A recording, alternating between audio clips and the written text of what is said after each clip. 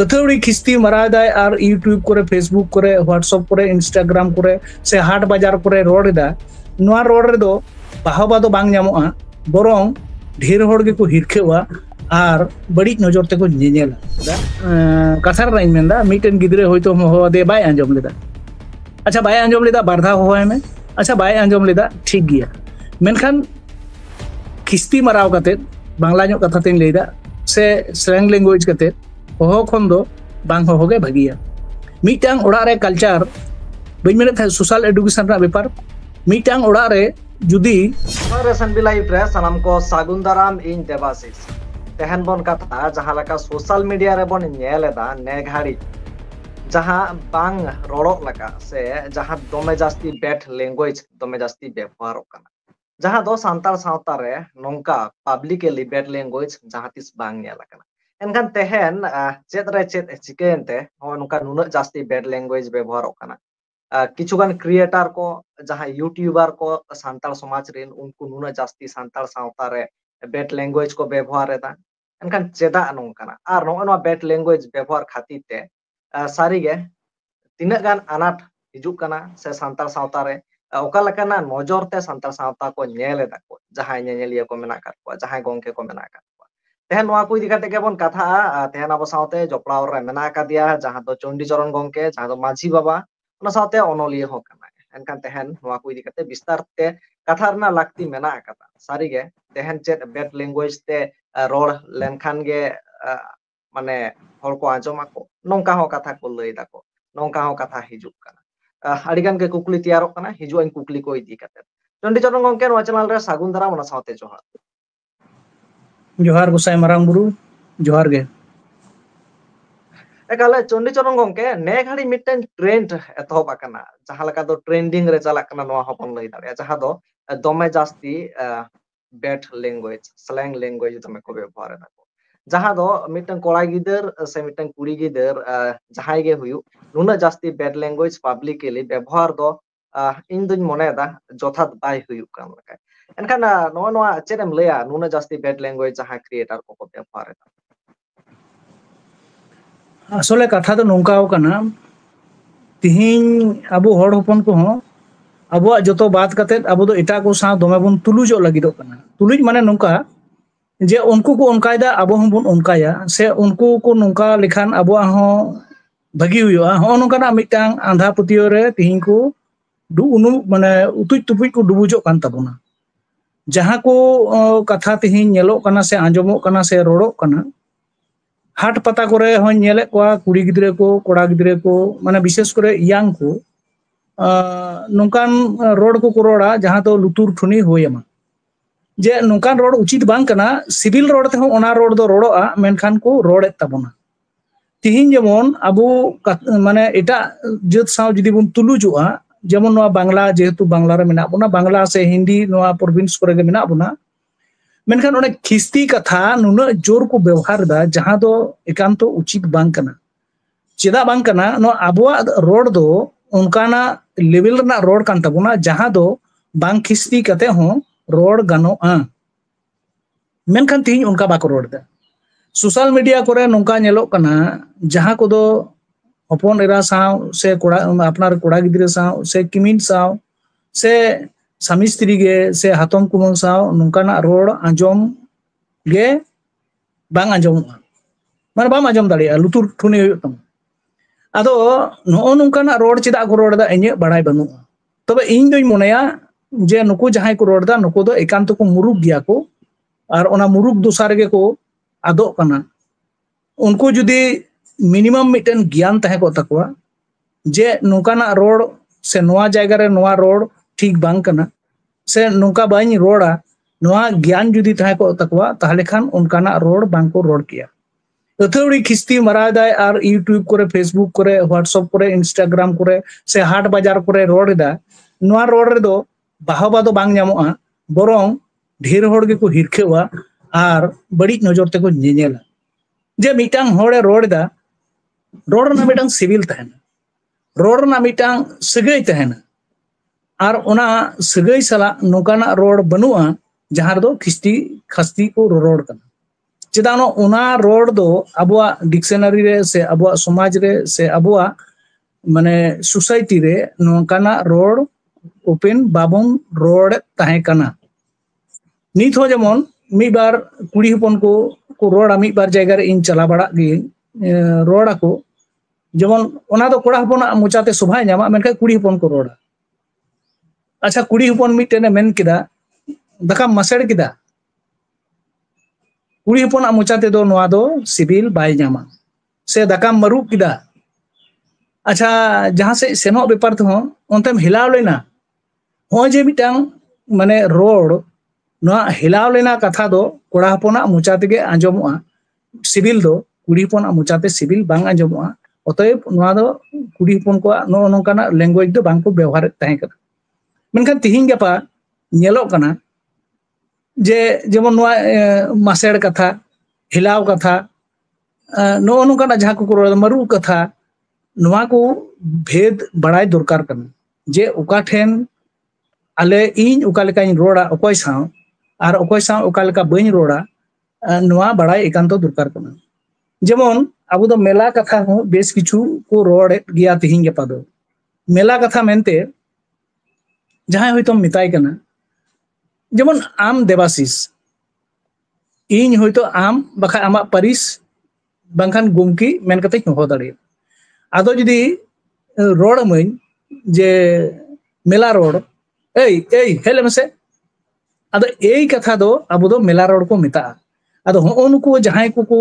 व्यवहार दा नो कथा नुको आदो उना ज्ञान गमो बोध बनु होते तेगे नोकाना कथा को रोड कना आर नोआ ते दो आबुआ जुदी मेनखान चित खुती हुई कना आबुआ जहां संताड़ कथा रेना मुरई नोआ मुरई ले बुहेलो कना एटा जाति कुठन जहां गौरव ओना गौरव खन तिहिं आबु सहा हुयबुन कना नुकु लिकान होड़ जहां को व्यवहार नुकु होते ते आदो इnye मेन दो नुका जे मिटन सीमा दोहो कते को रोड बड़ाय मा आचार व्यवहार को करामा चेदा नो आबो दो जतो रगे बैरिकेड मेना कदा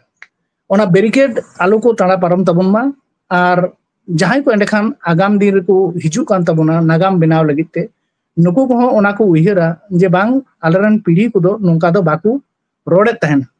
आर तिहिन जुदी आबो नोंका ना बन रोड़ा ताहले नोआ दो तिहिन बारया रोड़ो कना गापा पिया रोड़ोआ एंद्रा मोड़े गोटे रोड़ोआ तारपरे दो 100 रोड़ोआ आदो मूल जहां आबो एद कना एद खन सहा सहाते अडी सिंग बुन सहा जेहलो बुन सहा चाबा एनलो दो नोआ एद ते रुवाड़ो दो अडी मुश्किल गया मुश्किल माने चेत होयतो बांग हो रुवाड़ दाड़ी आबो आदो होनोआ गे मिटांग बोतर आबो समाज रे आबो भाषा रे आर आबो जाति रे जहां दो आबो नुन दिन टिकेव दोहो का बुना गौरव सही नोआ गौरव आलू लेबु हिलो मा नोआ रना आंगिभार दो आबो सनाम को कान गिया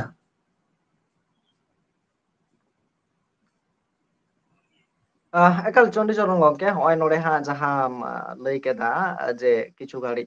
लहा रेगे नोंकाना अड़े को मेना कदा जहां दो कोड़ा गिद्रवा ठेन खना गे सोभा ओना दो कुड़ी गिद्र ठेन खना बाय सोभा कना एनखान नितो जहां कुकुली को आंगुई दाको जहां लका कथा को राका बेता को ले दाको कुड़ी गिद्र कोड़ा गिद्र समान अधिकार मेना ताकिना उनकिन समान लेका किन व्यवहार दाड़े समान लेका एनखान चेम लेया नो जहां अधिकार देखो नोआ कथा आबो ओने मीनिंग ठीक सही बाबुन बुझेदा जुदी पहिल होड़ हो को तहे कान तबुना निथो मेना को गे आगाम दिन हो को तहेना जे नुकु जहां को नोंकाना अधिकार ना कथा को लैदा ओका बिदल रे अधिकार खोय वंचित को तहे कना नो मिटांग उदाहरण को लैमा आबो मा कुड़ी गिद्रे को गे सबसे बेसी अधिकार मेना तको समाज रे नोआ जाति रे आदो अधिकार रेना कथा जहां को लैदा नोआ दो बारपे रकम कते हड़ को मीनिंग इदा नी हांडे नाडी आंजम बड़ा को गया जेमन अकोय दो संविधान रेना कथा को लैदा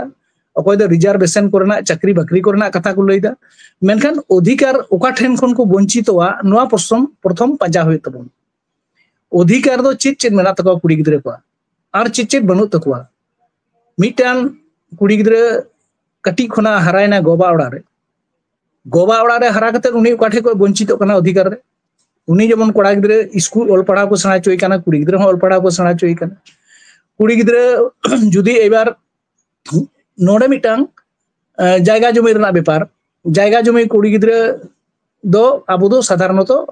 दो बांग आबो समाज रे चल बनुआ जे कोड़ा गिद्रे तहन खान कुड़ी गिद्रे समान हासा जायगा ᱧᱟᱢᱟ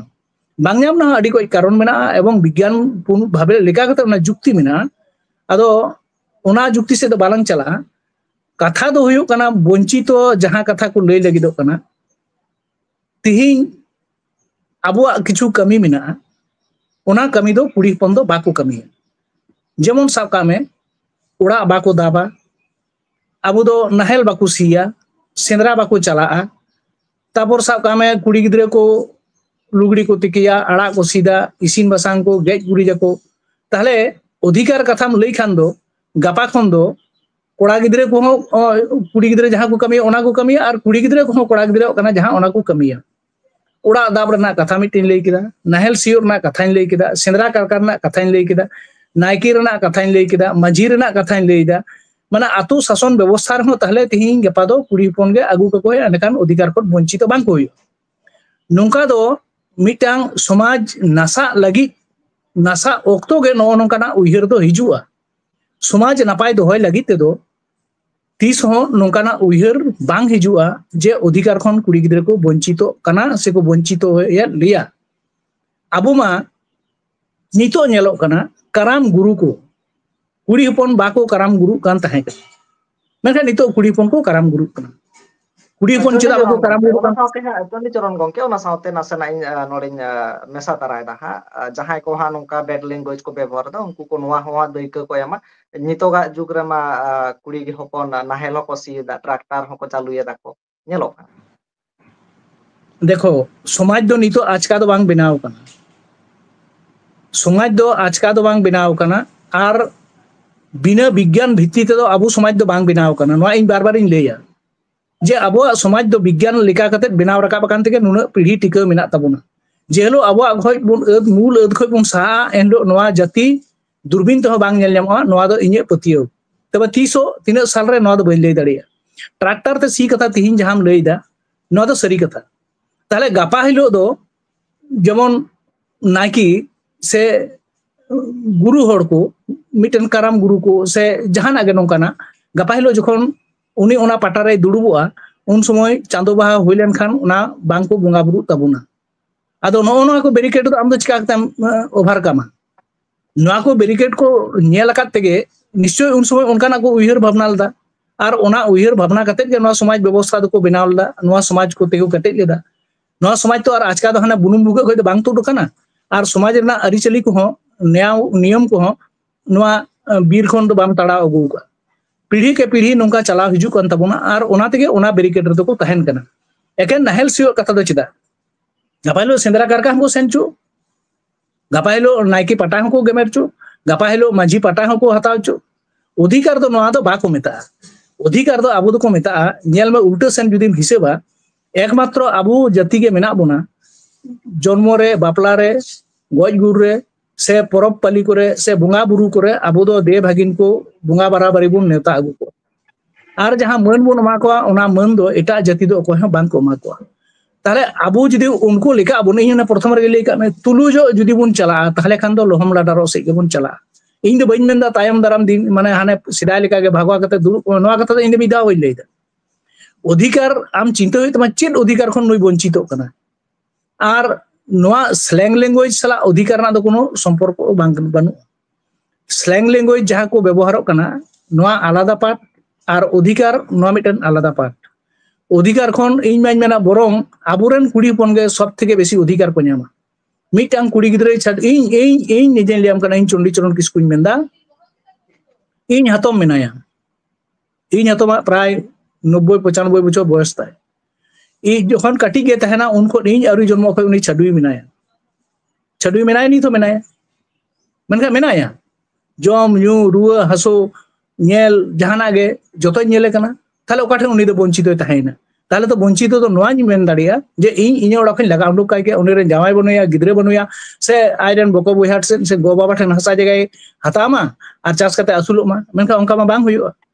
आबू समाज दो नुना रिलेमाला समाज कना मिटांग कुड़ी गिद्रे जुदी मेना इन नोडे बइन संसारा ताले उनी इटारे जामाय दाड़िया ओना बाग स्वाधीनता मेना तको ओना अधिकार मेना तको ᱢᱤᱫᱴᱟᱝ ᱠᱚᱲᱟ ᱜᱤᱫᱽᱨᱟᱹ ᱦᱚᱸ ᱢᱮᱱᱟ ᱟᱹᱞᱤᱧ ᱥᱩᱞᱩᱠ ᱜᱷᱟᱨᱚᱸᱡᱽ ᱵᱟᱝ ᱦᱩᱭᱩᱜ ᱠᱟᱱᱛᱮ ᱤᱧ ᱫᱚ ᱮᱴᱟᱜ ᱴᱷᱮᱱ ᱡᱟᱶᱟᱭ ᱫᱟᱲᱮᱭᱟᱜᱼᱟ, ᱱᱚᱣᱟ ᱨᱮᱫᱚ কোনো অসুবিধা ᱵᱟᱹᱱᱩᱜᱼᱟ, ᱚᱱᱟ ᱨᱮᱫᱚ ᱟᱵᱚᱣᱟᱜ ᱫᱚ ᱢᱚত ᱢᱮᱱᱟᱜᱼᱟ। ᱢᱮᱱᱠᱷᱟन ᱮᱴᱟᱜ ᱞᱮᱠᱟ ᱵᱚᱱ ᱛᱩᱞᱩᱡᱚᱜᱼᱟ, ᱛᱟᱦᱞᱮ ᱜᱟᱯᱟ ᱦᱤᱞᱳᱜ ᱫᱤᱠᱩ ᱞᱮᱠᱟ ᱡᱩᱫᱤ ᱵᱚᱱ ᱢᱮᱱᱟ ᱱᱚᱜᱼᱚᱭ ᱯᱚᱱ ᱯᱟᱹᱱᱤ ᱨᱮᱱᱟᱜ ᱠᱟᱛᱷᱟ, ᱟᱵᱚ ᱢᱟ ᱠᱩᱲᱤ ᱜᱤᱫᱽᱨᱟᱹ ᱜᱮ ᱯᱚᱱ ᱠᱚ ᱦᱟᱛᱟᱣᱟ, ᱠᱚᱲᱟ ᱜᱤᱫᱽᱨᱟᱹ ᱯᱚᱱ ᱵᱟᱠᱚ ᱦᱟᱛᱟᱣᱟ, ᱢᱮᱱᱠᱷᱟन ᱮᱴᱟᱜ ᱠᱚ ᱥᱟᱶ ᱡᱚᱠᱷᱚᱱᱮᱢ ᱛᱩᱞᱩᱡᱚᱜ ᱠᱟᱱᱟ ᱛᱚᱠᱷᱚᱱ ᱠᱚᱲᱟ ᱜᱤᱫᱽᱨᱟᱹ ᱜᱮ ᱯᱚᱱ ᱠᱚ ᱦᱟᱛᱟᱣᱟ। ᱡᱩᱫᱤᱢ ᱢᱮᱱᱟ এবার অধিকার ᱨᱮᱱᱟᱜ ᱠᱟᱛᱷᱟ, তাহলে খান মা কুড়ি গিদ্রে আম দো উनको দো বাংকো বাণিজ্য আগু কোয়া ইয়ে রে দো বাহারে সরহায় রে পরব পালি রে জন্ম রে বিহে বাপলা রে আবো বাপলা বিহে মা কো পারম হপররা মিশ্রা সে কোগে মেখা দেখো মা উনকা মা বাকো পারম তাকোয়া আদো ওনে তুলুj কথা সালা দো নোয়ার দো কোনো সগাই বানুआ বাং তাহে উচিত কানা আদো জাহাই কো তেহিং চিন্তা বাড়াই দাবম নুকো দো ইন্দি মেনা আডি মারাং ভুল চিন্তা কো চিন্তাইদা সে বড়ি চিন্তা কো চিন্তাইদা যাই হোক ওনা সালা দো স্ল্যাং ল্যাঙ্গুয়েজ দো সম্পর্ক বানুआ স্ল্যাং ল্যাঙ্গুয়েজ সিগলাং রুয়াড় হিজুआ স্ল্যাং ল্যাঙ্গুয়েজ দো নঙ্কা ইন্দি মনেয়া यहाँ कैटेगरी भाग में नेलाम अबू आतु सुलो अनारे से कुल्ही पिंडे रे जहां को दुड़ुब काना उनको दो मौज गे को गालमरा काना जहां दो जतो हड़गे आंजम दाड़ेया आपाहन मेना किने बांखान होइतो माने काकाया मेना किने बांखान होइतो आरो जहां गे एगेन कोड़ा कोड़ा को नोका को गालमरा काना अडी सिविल को गालमरा मेनखान नुकु गे आरो जखन बीर सेंद्रा को चला सेंद्रा रे दो आबार जुदा ᱧᱚᱜ लेका को गालमरा आर को नेला जे नोडे जेहेतु सेंद्रा दो मिटन माने बयसान मिटन निर्दिष्ट बयस छाड़ा दो सेंद्रा कारका दो बांग को सेनक तबन आदो ओना करे दो स्लैंग लैंग्वेज किछु को व्यवहार तहना ओना एकेन कोड़ा कोड़ा कुड़ी कुड़ी को व्यवहारा ओना दो आको लिका कते आको मतो कते होयतो सकाम हेक को सेन काना बाका आड़ा सीट को सेन काना मेखा ओना दो आको भीतर रे गोंडी तहन कान तहना पब्लिकली ओपन दो बांग होय कान तहना मेखा दुख दो नोडे जे तिहिं दो पब्लिकली ओपन हो काना जतवा ओपन दो अडी मुश्किल गया ओपन लेनखान चिका माने बड़ी के अबो दो हुयुआ नोआ इnye बिचार दो लैया आरचे आदो ओकोय ओका मेन हाथ को नेलदा ओकोय ओका मेन हाथ को बिचारदा से को उहिर दा नोआ दो इन दो बइन लೈ दाड़ी तबे इन दोኝ मनेया जे अबो सोसाइटी नुना तोल उरिज मेना शक्तो पोक्तो मेना ताबोना जहां दो एटा सोसाइटी रे बनुआ जुदी अबो चर्चा कते से बिचार आचार कते बुन नेला आर नोआ नेल रे नुना रस्का बुझा जे आले सोसाइटी जखन को बनाव ले तले त तिना गहिर को उयर भावना ले तेगे नोकाना जिनिस को साब दो दाड़े का साब अगू का बुना नुम सही गेमेर अगू का बुना को नोआ अबो नितो पीढ़ी के पीढ़ी बुन गेमेर इदि गया मेनखान तिहिं गपा दो जुग बदलो साव सावते उयर भावना बदलो दरकार मेनखान ओका लेका बदलो दरकार ओना हो अबो दो भाबितो होय आबोना एकाल चंडीचरण गंके जखन नो स्लैंग लैंग्वेज से बेट लैंग्वेज रे कथा हुयु कना इन नोडे जहां को नोका को व्यवहार गया ओना को मदरे किछुगान हर साइन कथाओ कना किछुगान बया को साइन कथाओ कना कुली को गेन जे नोका बेट लैंग्वेज दा पे व्यवहार उनको होयनो गे तेला को एमा को बेस बेस ते जदि बोन लिया को जहां बांग को आंजमा ओना खातिर ते बाध्यगत आले बेट लैंग्वेज व्यवहार हुयु कना चे बा बाध्य दो व्यापार बांग कना मने का में जहां बाय आंजम लेदा कथार राइन मेंदा मिटन गिद्रे होयतो हो दे बाय आंजम लेदा अच्छा बाय आंजम लेदा बारधा होय में अच्छा बाय आंजम लेदा ठीक गया मेनखान खिस्ती मराव कते बांग्ला ᱧᱚᱜ कथा तेन लेदा से स्लैंग लैंग्वेज कते हो खन दो बांग हो गे भागिया मिटांग ओड़ा रे कल्चर बइन मेने था सोशल एडुकेशन रा व्यापार मिटांग ओड़ा रे जुदी जहां लेकाम कल्चरा ओना ओड़ा रे दो उनका के कल्चर तिंगु तहना आदो ओना मिटांग ओड़ा कते गे मिटांग आतु आर मिटांग आतु आतु कते गे मिटांग दिसोम तो बाय आंजम लेदा ठीक कथा मेनखान उनी जहां आम ओपनली खराब कथा मेता दिया नोआ दो जेमन आंजम ते बांग सिविल इका सिमिलरली नोआ दो जाति लगी दो बड़ी जिनिस कना खिस्ती कते हो खन बांग हो गे भागिया ठीक है नित बाय आंजम का धिना आंजमा नित बाय हेज कना धिना हिजुआ आदो नोना समय से धैर्य हो मिटांग दरकार कना नोआ को तेटे सही जोगाव जतन से दोहाय लगी ते दो एकाल लेनखान होय नितो जहां लका लेवल रे निता बेट लैंग्वेज व्यवहार कना नोका गे जुदी यार हो लेवल को बाड़ती इदिया को जहां लका बाड़ायो कना हा एनखान ओका लकना डहार रे नित आबोना समाज मेना सारी कथा मेनते बिचार आचार दो अपन अपन आम आमा पर्सनल बिचार आमा जेहेतु आलादा बुद्धि मेना बहो मेना तमा इnye हो आलादा बिचार मेना तिnye तबे इन लिकान साधारण होड़ से छापोसा होड़ा बिचार आचार दो नोंकाय लेया जे जुदी नोआ को बढ़तिया ताहले खान नापाय जिनिस आदोआ, बड़े जिनिस से बड़ी जिनिस बोलोआ, और बड़ी जिनिस बोलो लेन खान दो नोआ समाज नोआ जाति डुबुजोते ढेर दिन ऑक्तो बाय हतावा। और एन हिलो दो आबो हबन मेना जे ताहे कान तालेया नितो जेमन आबो आदि किछु बन लैया ताहे कान तालेया मेनखान मेना तालेया नोआ दो बाबुन लई दाड़ेया। आदो ताहे कान तालेया जखन के नोआ दो इतिहास ना से पास्ट जिनिस दो आदो तीस हो बाम नाम रुड़ा उनका सुगुड़ लेका कते दो आदो जहां आमे माने लई लगिदो कना जे आदो आबो जहां को आरचे जहां मेना तिहिन ओना जुदी आमेम आद किदा सेम चाबा कदा गापा दो ओना दो बाम नाम रुड़ा आद जिनिस तीस हो बांग नाम रुड़ कना और आमेम आद लेखान दो नोआ एटा को अपनारा एटा को अपनार लेखान चिका आदो आको आको लेका कते ओना को ऑल तोल दोहो दाड़िया आर को लई दाड़िया जे नोआ दो आलेया कना मेनते आबो आदि किछु जिनिस बोन आद दीदा आते नोंका बोन आद दीदा जे तिहिन दो आबो बाबुन लई दाड़े कना जे हे नोआ कोगे आलेया कना एटा को बरम को लईदा नोआ दो आलेया कना। बारिया उदाहरण लियाम कना मिटा उदाहरण जेमन पेपर करे नेतार फलाव करे को एमदा नोआ इलेक्ट्रॉनिक्स मीडिया करे को एम बाड़ायदा जे पुटका जम लेको खान नाकी आदि को आजार सरा आदो आबो मा सिदाय को बुन जम अगुइदा मेनखान आबोरन हर तिहिन पुटका जम जे कोनो कारणते होयतो को कम कादा बखाय को बगी कादा बांग नामो होते ते को बगी दाड़िया बांखान दो जहान कारण ते होयतो बांग को जमदा मेनखान जखन के नितो सोशल मीडिया करे से पेपर मीडिया करे को लईदा माने इलेक्ट्रॉनिक्स मीडिया पेपर मीडिया करे जे हा पुटका जम लेखाय नोंका होयो नितो दो आदो आबो बोन मेनदा जे आले मा सिदाय खोले जमे तहना आदो सिदाय खोले जमे तहे कना आलादा कथा और नितो आबो बोन बगिया कना और हानकू को मेनते आबो बोन मेनदा भागी जिनिस कना नोआ मिटांग दूसरा कान तमा हांडी न्यूर ना कथा कोटा दिन आगे दमे गुरले कान तहना जे हांडी न्यू लेखान चित शरीर हड़मो रेना बेस होयो और चित बड़ी होयो आदो हांडी न्यू रेना जहां गुनागुण उनको दो विज्ञान लेका कते ओना को ऑल रकाब दा पौर ना कथा दो नोडे बांग रकाब कना आदो उनका गे आबो नितो दो बोन बांग हांडी गे भागी तहे कान ताबुना अथचो हांडी आबो पीढ़ी के पीढ़ी को व्यवहार अगू का ताबुना नितो आम बिहे बापला रे मेन में से गज गुर करे मेन में हांडी रेना चोल चाबा लेका को चाबा अगुई हांडी न्यू हड़ बनु कुआ मेनखान पौर न्यू लगी हड़ दो दोमेम न्यामेया आदो हो जे हांडी खय बुन सहा कना और पौर से बुन बोलो कना नितो जखन उनको को मेनदा माने एटा को मेनेते आबो मनो में चल तहे कना मेका एटा को मेनेते आबो होन मेनदा है नोआ गे भागिया हो जे आबो नोनकान दोसार बुन पड़ा कना जस्ट आबो लैंग्वेज को नोंका गे जुदी आदाबुन और एटा आबुन अरखड़ जोंगा आदो गापा हिलो दो उनको जखन को लैया तखन दो हे या नोआ आले आगे तहे कान तले आदो ताथके आबो जहां मेना नोआ गे जोगाव जतन और नोआ गे हरा बुरु रना आंगीभार दो सनाम को कान तबुन चलो एनखान दिसम हर को कथा बन आजम केदा तेहन जहां लका सोशल मीडिया रे बन नेलदा बेट लैंग्वेज जास्ती खुना जास्ती व्यवहार कना एनखान नोआ को इदी काते आपे को चेद उयहर दारा आपे को चेद दिस उदिस निहाती कमेंट तलाते सदर तलाते आयमा सारा चंडी चरण गंके मा एनखान मुचा सनाम को गे जोहार जोहार गे।